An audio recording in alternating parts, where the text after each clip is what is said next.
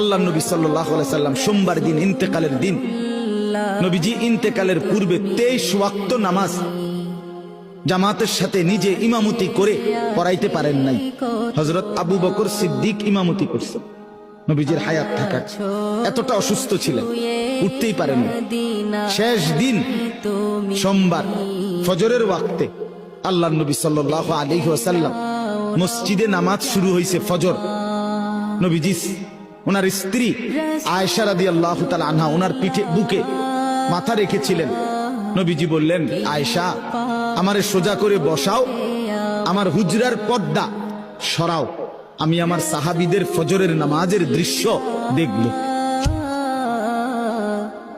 নবী সাল্লাল্লাহু আলাইহি সাল্লামের রওজা মুবারক এখন আপনারা যারা গেছেন তারা তো দেখছেনই, একেবারে যেখান দিয়ে নবীজির রওজায় আথার এইটাই মসজিদ, এটা লগে দিয়েই মসজিদ।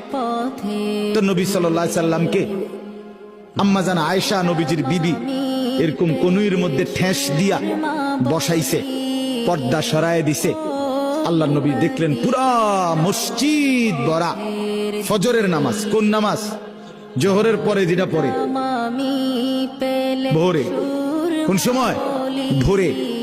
এই ফজরের নামাজের ওয়াক্তে আল্লাহ নবী সাল্লাল্লাহু আলাইহি সাল্লাম দেখলেন পুরা মসজিদ ভরা মুসল্লি আবু বকর সিদ্দিকের নেতৃত্বে নামাজ পড়ছে।